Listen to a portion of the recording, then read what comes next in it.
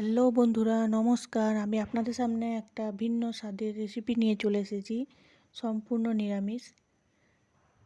এই রেসিপিটার নাম হলো সজনে সর্ষে পোস্ত। এই সজনে সর্ষে পোস্ত করতে কী কী লাগছে চলুন আমরা দেখে নিই। সজনে ফুল ভালো করে ধুয়ে জল ঝরিয়ে রেখে দিয়েছি। সেই সজনে ফুলটাকে নুন হলুদ দিয়ে একটু কিছুক্ষণ সিদ্ধ করে নেব। সিদ্ধ করার পর সেটাকে ভালো করে জল ঝরিয়ে একটা পাত্রে তুলে রেখেছি। আর লাগছে একটা গোটা বেগুন, দুটো আলু টুকরো করে রেখেছি, গোটা জিরে, চিনি, নুন, হলুদ, সবজি মশলা, শুকনো লঙ্কা,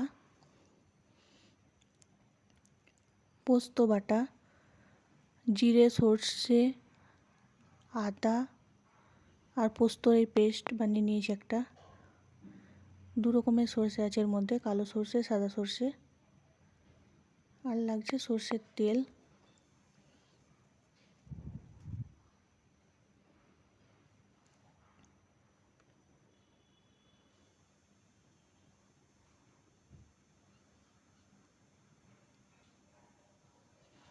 এরপর একটা পাত্রে শুকনো লঙ্কা আর গোটা জিরে ফোড়ন দিয়ে দিয়েছি সর্ষের তেলের মধ্যে।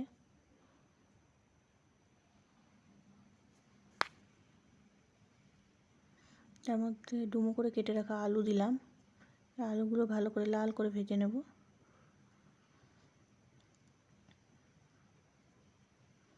দেখুন প্রায় লাল করে ভাজা হয়ে গেছে।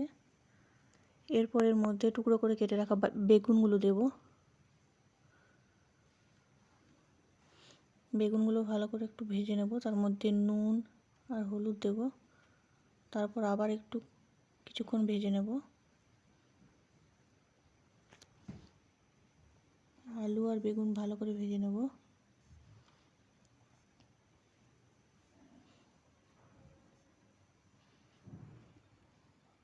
দেখুন আলুগুলো মোটামুটি সিদ্ধ হয়ে গেছে।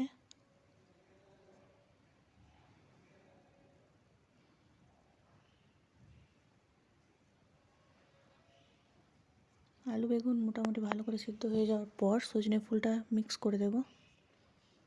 সজনে ফুলটা দিয়ে উল্টো পাল্টা করে একটু ভেজে নেব।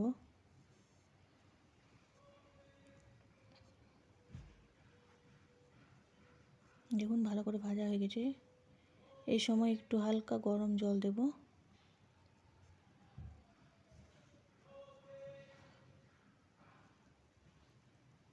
ফুটে এলে এর মধ্যে একটু চিনি দেব আর সবজি মশলা দেব। তারপর সর্ষে পোস্তর যে পেস্টটা সেটা মিক্স করে দেব।